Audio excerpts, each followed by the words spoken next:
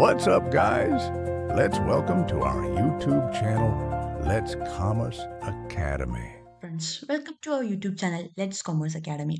അപ്പോൾ നമ്മൾ ഇന്ന് ബിസിനസ് സ്റ്റഡീസിലെ comparison of business profession and employment ഇതിൻ്റെ ഡിഫറൻസിനെ പറ്റിയാണ് സംസാരിക്കുന്നത്. അപ്പോൾ അതിൽ നമുക്കിവിടെ ടേബിളായിട്ട് തന്നെ കാണാൻ സാധിക്കും. സോ ഇതിൽ ഫസ്റ്റ് ലൈൻ എന്ന് പറയുന്നത് ബേസിക് ആണ്. അത് കഴിഞ്ഞാൽ ബിസിനസിനെ പറ്റി പറയുന്നുണ്ട്, പ്രൊഫഷനെ പറ്റി പറയുന്നുണ്ട്, എംപ്ലോയ്മെൻറ്റിനെ പറ്റി പറയുന്നുണ്ട്.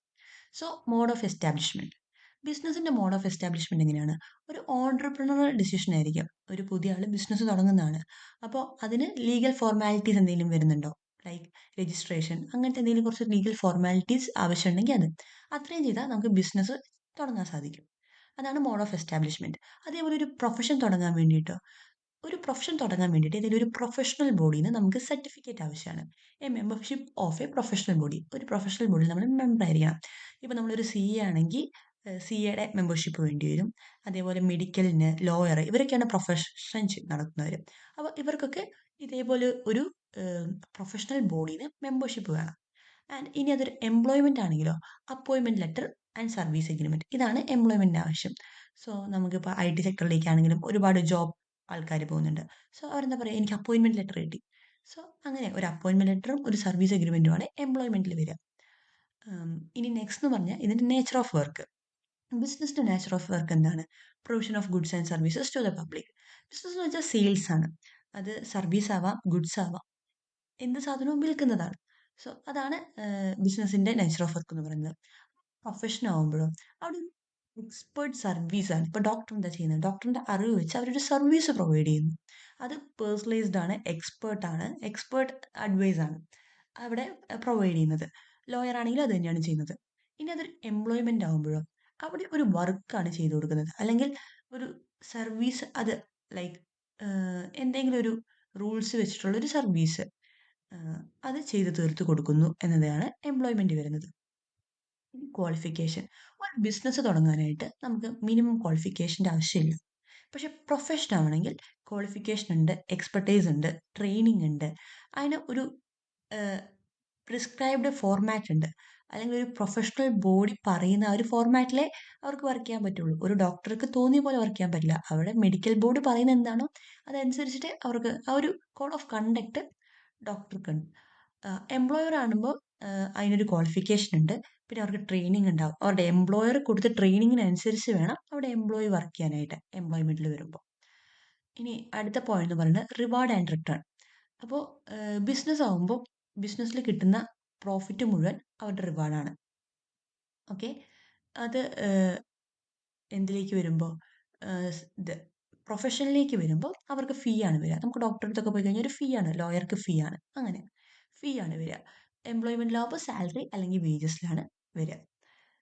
പിന്നെ ക്യാപിറ്റൽ ഇൻവെസ്റ്റ്മെൻറ്റ്. ഒരു ബിസിനസ് തുടങ്ങാൻ നമുക്ക് എല്ലാവർക്കും അറിയാം ക്യാപിറ്റൽ ആവശ്യമാണ്. അത് നമ്മൾ എത്ര വലിയൊരു ബിസിനസ് ആണോ അതിൻ്റെ സൈസും നാച്ചറും അനുസരിച്ച് ക്യാപിറ്റലിൻ്റെ അളവിൽ മാറ്റം വരും. അത് പ്രൊഫഷൻ ആകുമ്പോഴോ അതിനൊരു ലിമിറ്റഡ് ക്യാപിറ്റൽ മതി. ഇപ്പോൾ ഡോക്ടർ ആവാൻ ആ എഡ്യൂക്കേഷൻ്റെ ടൈമിൽ, അല്ലെങ്കിൽ ലോയർ ആകാൻ ആ എഡ്യൂക്കേഷൻ്റെ ടൈമിൽ വരുന്നൊരു ചിലവ്. അതിനുശേഷം അത്ര വലിയൊരു ക്യാപിറ്റലിൻ്റെ ആവശ്യം അവിടെ വരുന്നില്ല. അപ്പോൾ ഒരു ലിമിറ്റഡ് ക്യാപിറ്റൽ അവിടെ വരുന്നുള്ളൂ. എംപ്ലോയ്മെൻ്റ് ആകുമ്പോൾ ക്യാപിറ്റലിൻ്റെ ആവശ്യമില്ല. ലൈക്ക് നമ്മളൊരു എഗ്രിമെൻറ്റിലേക്ക് ഡയറക്റ്റ് ഇതാവുക, ആ ഒരു പെർട്ടിക്കുലർ ഇതിന് വേണ്ടി ക്യാപിറ്റലിൻ്റെ ആവശ്യം വരുന്നില്ല. ഇനി നമ്മൾ റിസ്കിൻ്റെ കാര്യം നോക്കുകയാണെങ്കിൽ ബിസിനസ്സിന് ഹൈ റിസ്ക് ആണ്. കാരണം ബിസിനസ് എപ്പോൾ വേണമെങ്കിലും പൂട്ടിപ്പോവാം, അല്ലെങ്കിൽ ബിസിനസ് സക്സസ് ആവാം. 2 പോസിബിലിറ്റി ഉണ്ട്. അതുകൊണ്ട് എന്താണ്, റിസ്ക് അൺസർട്ടൈൻ ആണ്. റിസ്ക് എപ്പോഴും ഉള്ളൊരു ഫാക്ടറാണല്ലോ. അപ്പോൾ നമുക്ക് റിസ്ക് ഒഴിവാക്കാൻ പറ്റില്ല. അപ്പോൾ ബിസിനസ് പൊളിഞ്ഞാൽ അതിൻ്റെ മേജർ നഷ്ടവും അല്ലെങ്കിൽ ഫുൾ ലോസും വഹിക്കേണ്ടത് അതിൻ്റെ ഓണറാണ്. സോ റിസ്ക് ഹൈ ആണ് എന്തിന്, ബിസിനസ്സിൽ. പ്രൊഫഷണൽ പറയുമ്പോൾ അത്രയും റിസ്ക് വരുന്നില്ല. എന്ന് വെച്ചാൽ ഫീസ് ജനറലി റെഗുലർ. ആ ഒരു ഫീൽ മാറ്റമൊന്നും വരുന്നില്ല, അത് സെർട്ടൈൻ ആണ്. അപ്പോൾ പണിയെടുത്താൽ അതിന് എന്തായാലും ഒരു ഫീ കിട്ടിയിരിക്കും. പക്ഷെ നമ്പർ ഓഫ് എത്ര പേര് ആ ഡോക്ടറെ അടുത്ത് പോകുന്നു, അല്ലെങ്കിൽ ആ ലോയറുടെ അടുത്ത് എത്ര പേര് പോകുന്നു എന്നുള്ളത് ആ ലോയറിൻ്റെ വർക്കിംഗ് സ്റ്റൈലൊക്കെ വെച്ചിരിക്കും. അപ്പോൾ അവിടെ ഒരു ചെറിയ റിസ്ക് ഉണ്ട്. ബട്ട് ഒരു ബിസിനസ്സിൻ്റെ അത്രയും റിസ്ക് വരുന്നില്ല. എംപ്ലോയ്മെന്റിൽ വരുമ്പോൾ എന്താ, അവർക്ക് അത്ര റിസ്ക് ഇല്ല. നോ ഓർ ലിറ്റിൽ റിസ്ക് എന്നാ പറയുന്നത്. കാരണം എന്താണ്, അവർ ആ പറഞ്ഞ പണിയെടുത്ത് അവർക്ക് കൃത്യമായിട്ട് ശമ്പളം കിട്ടും. അത് ബിസിനസ് നന്നായി റൺ ചെയ്തില്ലെങ്കിലും അവർക്ക് ശമ്പളം കൊടുത്തേ പറ്റുള്ളൂ. ഓക്കെ, ഇനി ബിസിനസ് വല്ലപ്പോഴും പൂട്ടിപ്പോയാൽ മാത്രമേ ഇവർക്ക് ശമ്പളം കിട്ടാത്ത അവസ്ഥ വരുന്നുള്ളൂ. അപ്പോൾ അതിനൊരു ചെറിയ ലിറ്റിൽ റിസ്ക്. അതർവൈസ് ഇവർക്ക് നോ റിസ്ക് ആണ്. ഇനി അടുത്ത point transfer of interest. Business transfer possible ആണ്. ലൈക്ക് നമുക്ക് ബിസിനസ് എഴുതി കൊടുത്തിട്ട് ലൈക്ക് നിങ്ങൾ ഈ പണിയെടുത്തോളൂ എന്ന് പറഞ്ഞാൽ ബിസിനസ് ട്രാൻസ്ഫറബിൾ ആണ്, പോസിബിൾ ആണ്. പക്ഷെ പ്രൊഫഷൻ ചെയ്ത ആ ഒരാൾക്ക് മാത്രമേ ആ ജോലി ചെയ്യാൻ പറ്റുള്ളൂ. അപ്പോൾ അത് നമുക്ക് വേറൊരാൾക്ക് ട്രാൻസ്ഫർ ചെയ്യാൻ പറ്റില്ല, നോട്ട് പോസിബിൾ ആണ്. അതേപോലെ എംപ്ലോയ്മെന്റും നമ്മൾ ആ ചെയ്യുന്ന പണി നമുക്ക് വേറൊരാൾക്ക് കൊടുത്ത് നിങ്ങൾ ചെയ്യുക എന്ന് പറഞ്ഞു പോകാൻ പറ്റില്ല. അതാ എംപ്ലോയറുടെ ഇതാണല്ലോ, എംപ്ലോയിക്ക് അതിനൊന്നും ചെയ്യാൻ പറ്റില്ല. സോ ആകെ ബിസിനസ്സിന് മാത്രമേ നമുക്ക് ആ ഇൻട്രസ്റ്റ് ട്രാൻസ്ഫർ ചെയ്യാൻ പറ്റുള്ളൂ. Code of conduct. Code of conduct എന്ന് പറയുമ്പോൾ എങ്ങനെ അവിടെ കാര്യങ്ങൾ ചെയ്യണം എന്നുള്ളത്. ഓരോ ബിസിനസ്സും ഓരോ ടൈപ്പാണ്. സോ അവിടെ ഇന്ന രീതിയിലേ പെരുമാറാൻ പാടുള്ളൂ, അങ്ങനെ ഒരു specific code of conduct prescribe ചെയ്യുന്നില്ല. പക്ഷേ പ്രൊഫഷന് ഒരു കോഡ് ഓഫ് കണ്ടക്ട് ഉണ്ട്. ആ ഒരു ബോർഡ് പറയുന്ന എന്ത് കോഡ് ഓഫ് കണ്ടക്ട് ആണോ അത് മെയിൻറ്റെയിൻ ചെയ്യാൻ, ഒരു പ്രൊഫഷണൽ കോഡ് മെയിൻറ്റെയിൻ ചെയ്യാനായിട്ട് പ്രൊഫഷണൽസിന് ബാധ്യസ്ഥരാണ്.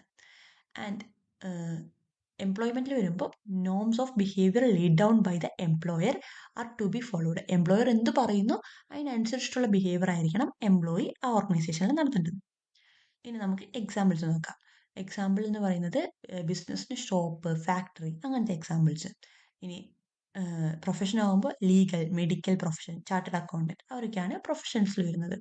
ഇനി employees, jobs in banks, insurance companies, government departments, എവിടെ വരുന്ന ജോലികൾ എന്തിൽ വരും, എംപ്ലോയ്മെന്റിൽ വരും. സോ നമുക്ക് എല്ലാവർക്കും ഇതിൻ്റെ ഒരു ഡിഫറൻസ് മനസ്സിലായി കാണുമെന്ന് ഞാൻ വിശ്വസിക്കുന്നു. സോ നമുക്ക് വീണ്ടും ഒരു ടോപ്പിക്കുമായിട്ട് കാണാം.